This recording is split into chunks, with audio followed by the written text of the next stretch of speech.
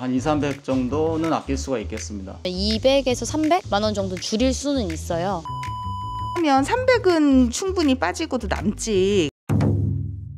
네, 안녕하세요. 오늘 타일 작업은 어떤 걸 하시나요?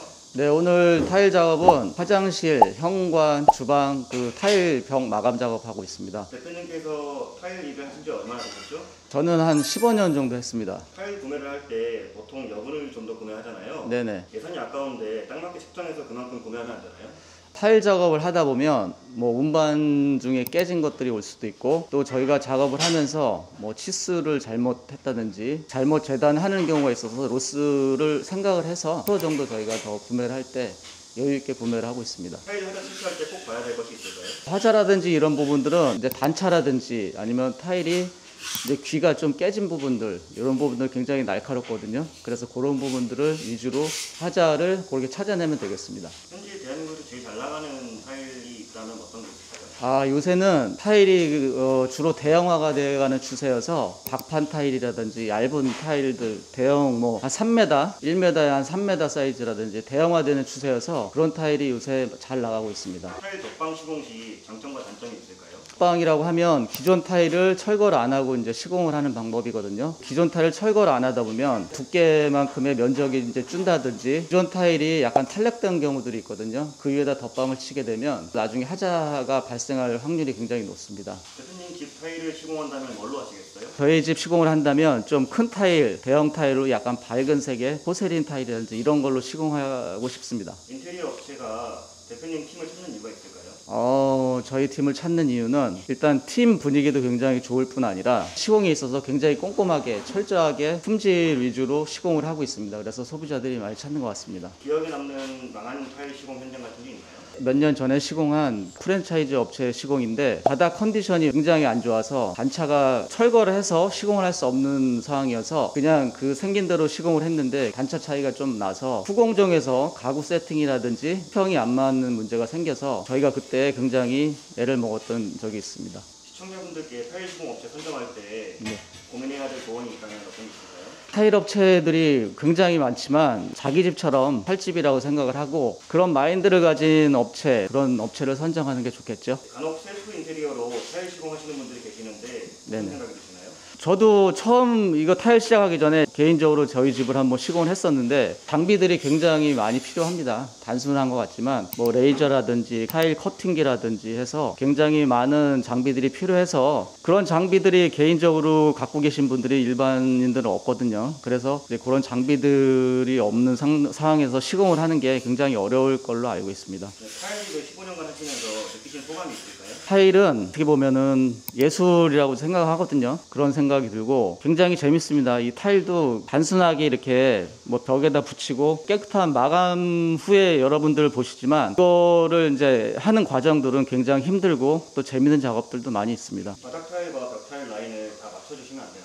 보통 저희는 원칙은 바닥과 벽을 맞추는 걸로 원칙을 하고 있습니다. 시청자분들한테 셀프 보수 방법이 있다면 어떤 것이 있을지 좀 알려주실 수 있나요? 셀프라고 하시면 본인들이 직접 자재를 구매해서 본인들이 스스로 하는 경우인데 장비들이 필요하다 보니까 굉장히 또 어려울 뿐 아니라 간단한 것들은 할 수 있겠지만 아무래도 좀 기술도 요하는 부분들이 있기 때문에 셀프로 하시는 경우는 좀 중간에 낭패를 보는 경우들이 많이 있습니다. 타일 매직 빠짐이나 타일 시공 후에 묻은 본드 작업을 하는 법이 있을까요? 타일 매직 빠짐 같은 경우는 중에 매직 판매하는 것들이 많기 때문에 그런 건 간단하게 본인들이 셀프로 하실 수 있는 상황입니다. 대표님 혹시 인테리어 예산을 아낄 수 있는 방법이 있을까요? 인테리어 예산이라든가 타일 작업에서만은 철거를 안 하고 덧방을 시공하면 철거 비용 정도 한 2, 300 정도는 아낄 수가 있겠습니다. 그러면은 모든 사람들이 덧방을 하면 될 텐데 왜 굳이 올 철거를 하는 건가요? 시공하는 입장에서 보면은 덧방 시공을 하게 되면 소비자가 원하는 디자인이라든지 설계상의 배관을 바꾼다든지 그런 문제에서 제약이 좀 많이 있겠죠. 기존 배관을 그대로 이용해야 하기 때문에 타일을 덧방을 쳤을 경우에는 이제 시공상의 하자들이 종종 발생이 합니다. 면적 부분도 굉장히 많이 줄기도 하고 철거를 해서 다시 시공을 하는 거가 좋은 점이 방수라든지 이런 걸 다시 한번 할 수 있기 때문에 구조라든지 이런 거를 여러 가지로 변경을 해서 모양도 굉장히 다양하게 낼 수 있기 때문에 디자인 부분에서 굉장히 유리하다고 생각합니다. 구축 아파트도 올 철거를 안 하고 덧방을 해도 되는 건가요? 근데 구축이라고 하면 좀 오래된 아파트를 말씀하시는데 그런 경우에도 덧방 시공을 하긴 합니다. 철거 비용이라든지 이런 비용을 좀 줄이기 위해서 많이들 하시는데 그러니까 소비자 입장에서도 이렇게 올 철거를 하셔서 하시는 게 굉장히 좋다고 생각이 듭니다. 알겠습니다. 영재야, 뭐 먹을래? 밥. 짜장면? 짜장면. 짜장면 하나, 잡채밥 3개. 네.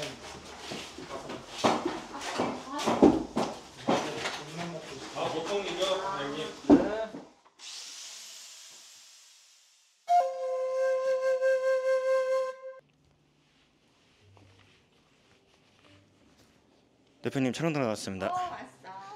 오늘 촬영이 타일 업체상 대표님 만나가지고 덧방에 관해서 물어봤었는데요. 혹시 인테리어 대표님 입장에서는 어떤 것 같은가요? 마이크 있습니다. 어이구.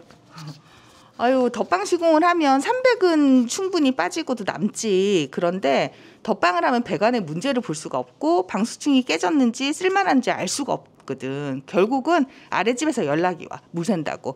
공사할 때 그 문제를 확인하지 못한 것 때문에 결국은 올 철거를 해가지고 다시 공사를 해야 되는 그런 문제를 내가 너무 많이 봤거든. 이중으로 돈이 나가게 되는 거니까 기왕 공사할 때 올 철거하는 걸 추천해. 네, 설명 감사합니다. 네.